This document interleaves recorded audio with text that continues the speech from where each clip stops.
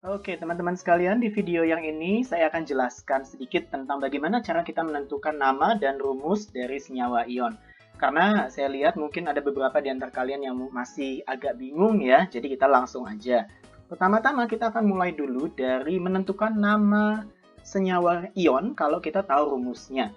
Nah, kita akan lihat teman-teman dari yang ion yang senyawa yang punya kation muatan tunggal. Kalau yang seperti ini sih gampang ya teman-teman ya.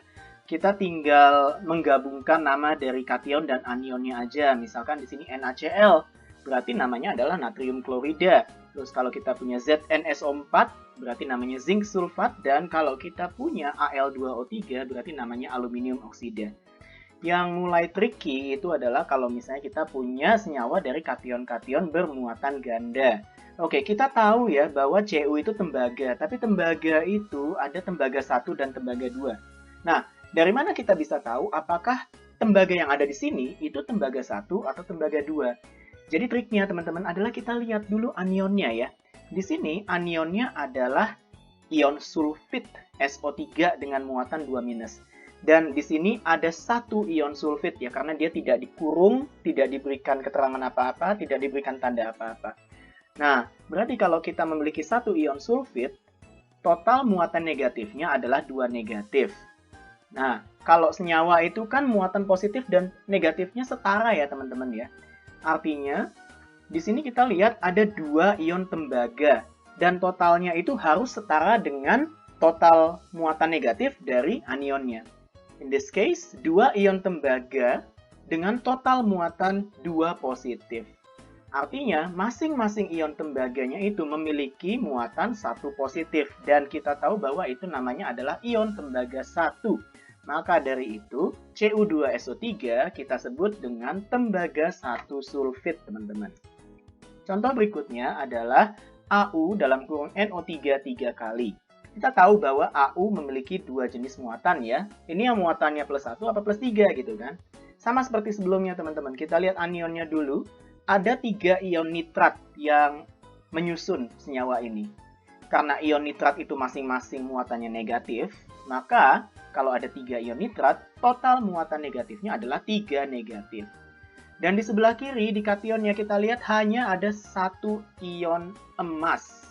Nah, satu ion emas ini muatannya 3 positif untuk menyetarakan muatan negatif di anionnya.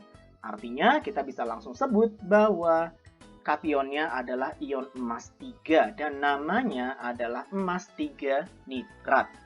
Contoh yang berikutnya, kita ada CrSeO4. Cr itu kromium ya. Ini juga ion yang bermuatan ganda. Kita lihat dulu dari anionnya adalah ion selenat, SeO4 2 negatif. Dan hanya ada satu ion selenat ya, berarti total muatan negatifnya itu 2 negatif. Dan di sebelah kiri, ternyata kita cuma punya satu ion kromium aja yang total muatannya juga pasti harus 2 positif, supaya setara. Berarti kita langsung tahu bahwa ion kromium yang terlibat di sini adalah ion Cr2+ atau ion kromium 2. Namanya adalah kromium 2 selenat. Dan contoh yang terakhir ada CO2O3 kobalt ya. Seperti biasa kita akan lihat anionnya. Anionnya itu dari ion oksida ya, O2-. Dan di sini ada 3 ion oksida. Nah, berarti total muatannya yang negatif itu adalah 6 negatif. Kita lihat sebelah kiri. Ada 2 ion kobalt yang muatannya harus 6 positif, teman-teman, supaya bisa menyetarakan anionnya. Berarti masing-masing ion kobalt itu tentunya memiliki muatan 3 positif. Sehingga kita bisa sebut itu sebagai ion kobalt 3. Dan ini senyawanya memiliki nama kobalt 3 oksida. Nah, teman-teman silakan kalian coba mengerjakan tugas-tugas yang sudah diberikan di Google Classroom langsung ke part 3-nya ya. Karena part 1 sama 2 itu kalian kerjakan sendiri. Nah, di part 3, kalian harus menentukan nama dari senyawa-senyawa yang rumusnya diberikan di sini. Silakan di-pause, kemudian kalau sudah selesai mengerjakannya, kalian boleh lanjut ke yang berikutnya. Baik, yang berikutnya kita akan menentukan rumus senyawa kalau kita tahu namanya ya teman-teman ya. Kita langsung lihat aja contohnya ya. Misalkan, kalau kita memiliki senyawa yang kation dan anionnya itu setara sudah muatannya, misalkan kayak gini ya, kalium dan ion nitrat, ya udah lanjut aja. Kita tinggal gabungin rumusnya dari simbol kation dan anionnya. Jadi kalium nitrat karena mereka masing-masing memiliki muatan 1 plus dan 1 minus, kita tinggal gabungin aja kalium K dengan nitrat NO3, jadi KNO3. Demikian pula kalau misalnya kita punya tembaga 2 sulfat yang kationnya 2 plus dan anionnya 2 minus, jadi mereka sudah saling setara, kita bisa langsung gabungkan menjadi CuSO4. Nah, kalau misalnya begini bagaimana teman-teman? Kita akan bagi senyawa ini menjadi kationnya dan anionnya dulu. Nah, dari sini kita tahu ya bahwa kationnya itu adalah ion chromium 3 gitu kan, Cr3+. Sementara anionnya adalah ion bromid atau Br2 dengan muatan negatif 1. Nah, kalau misalnya muatannya berbeda seperti ini teman-teman, cara yang paling foolproof adalah dengan mencari KPK dari bilangan bulat muatannya. Jadi di sini kation muatan bulatnya adalah 3 dan anion muatannya bilangan bulatnya adalah 1. Jadi KPK dari 3 dan 1 adalah 3 ya teman-teman. Untuk kationnya 3 plus, maksudnya 3 harus dikali berapa sih supaya jadi 3? Ya 1 kan. Berarti untuk senyawa ini kita hanya memerlukan 1 ion chromium 3. Nah, bagaimana dengan anionnya? Anionnya memiliki muatan 1 negatif. 1 bilangan bulatnya. 1 harus dikali berapa supaya menjadi 3? Ya tentunya dikali 3. Maka dari itu, kita memerlukan 3 ion bromid untuk menyetarakan kationnya.